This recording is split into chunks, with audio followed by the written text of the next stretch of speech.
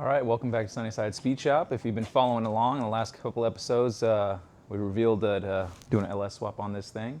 We modified the drive-by-wire gas pedal and got it in the car. Got the engine in the car, and on this episode, we are going to modify that trans cross member so that I can bolt it up, and then just get the front clip bolted on this car so I can start laying out my wiring. Let's get going.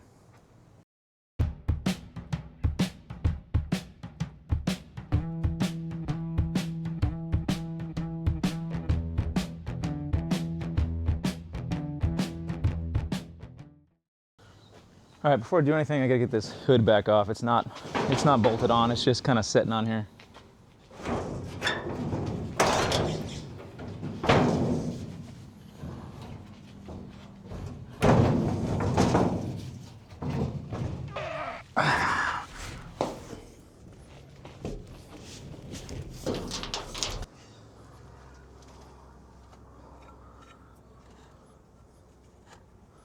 All right, get these fenders off too.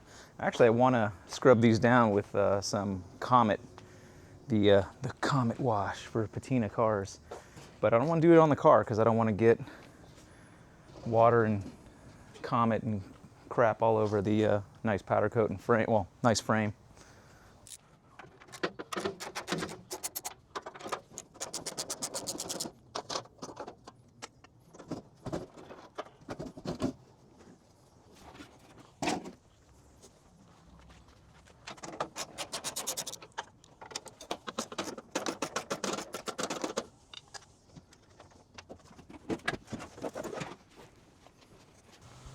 All right, on these fenders, I'm going to do the famous Comet wash that everybody talks about on patina paint. So let's get a little.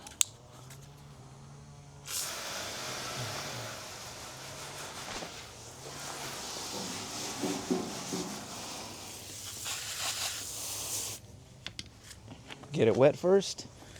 Sprinkle on some Comet or Ajax. And then just start scrubbing. And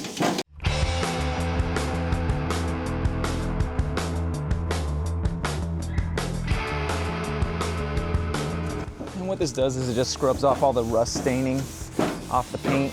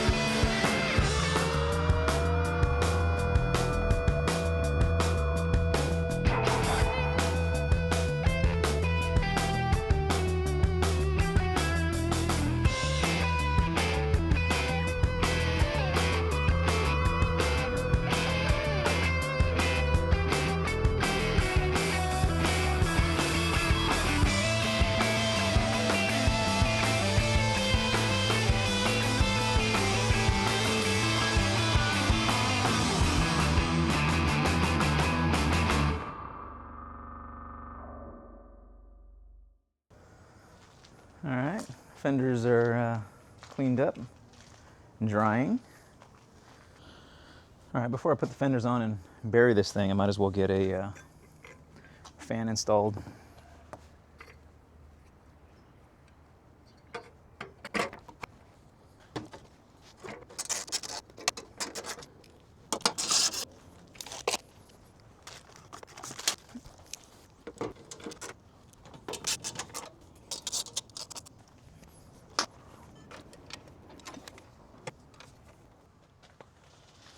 All right, before I bolt the fenders on, I need to address an issue on both sides of the car. This is where the fender bolts in on the lower rocker panel area on both sides. This bolt, they've been cut on both sides of the car. The captive nut has broken away and it's just spinning. So the only way I'm going to be able to fix this is to actually cut an access hole in here to get in behind it. Possibly weld it so it doesn't move, although I think it's supposed to move for your gap adjustment. But I'm going to have to cut holes in this on both sides so I can access it and decide how I'm going to fix it. So let's do that first so I can bolt this front clip on.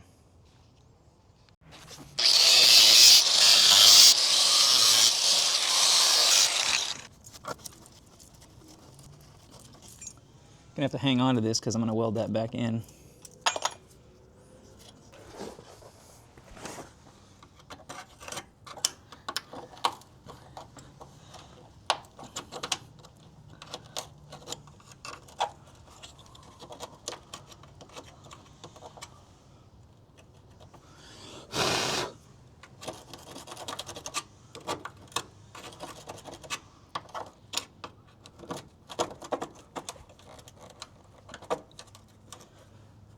Let's see if I can heat that up with a torch and get that out with channel locks.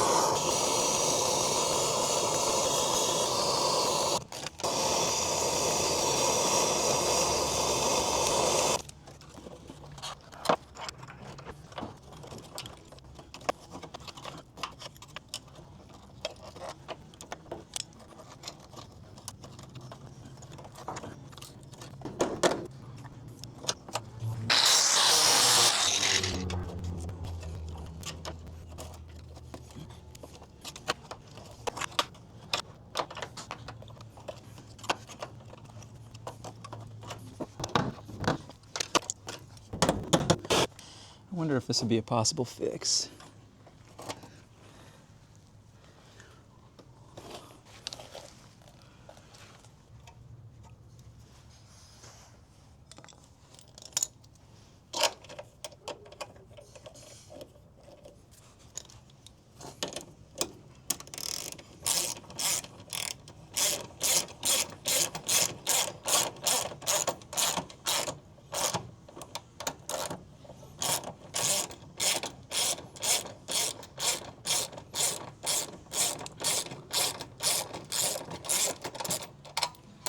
All right, not the repair I was hoping for, but it's the one that's going to work for now.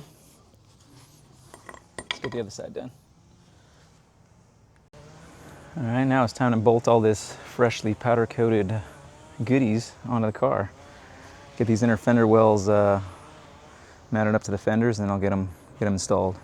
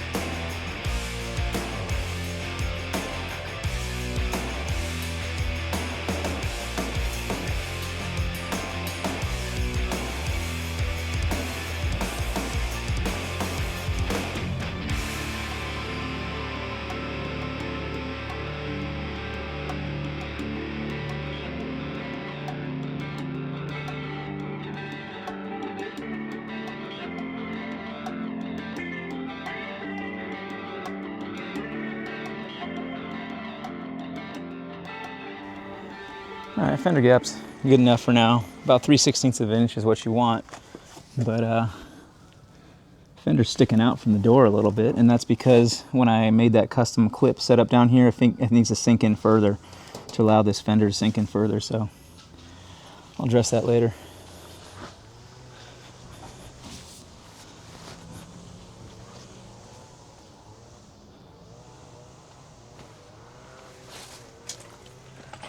Sweet. Gonna have to wait and see if I can get some help to bolt this hood on. Maybe I can try and do it myself. We'll see what happens.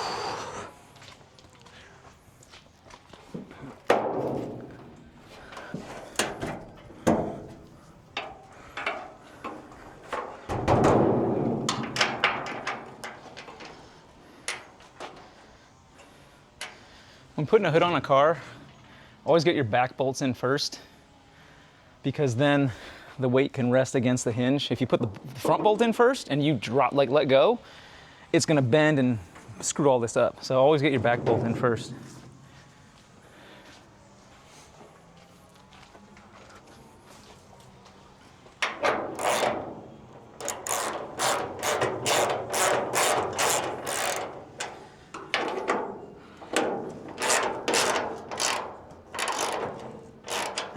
Kind of loose. So I had my blanket back there so I didn't smash my windshield. Smart. Or maybe I've done it before.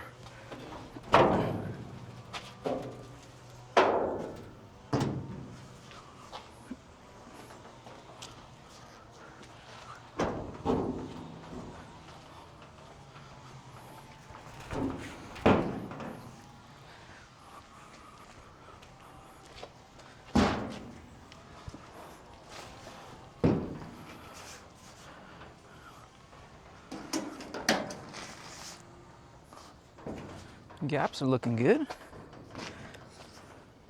Well, maybe not that good. Better. Like I said, the core support's loose. Let me see if I get a better angle.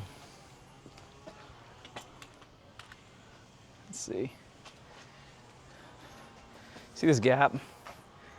With the core support loose, I can move that whole thing around. That's why you leave that loose when you're setting your gaps.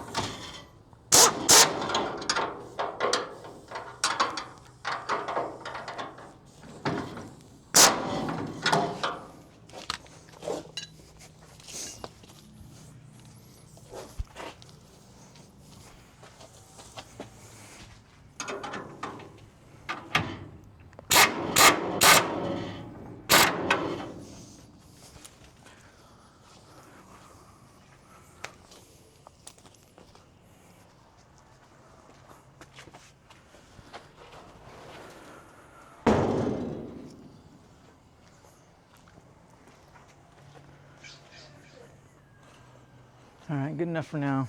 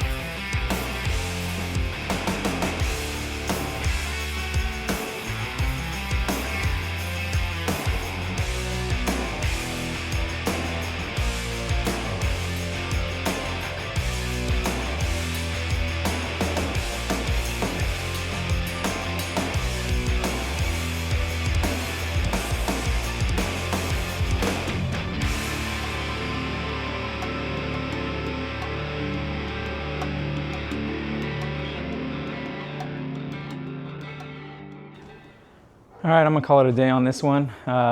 Didn't get to the transmission cross member like I'd hoped, but the whole front clip's on. That's looking good. It's just too hot out here to be working. Check this out.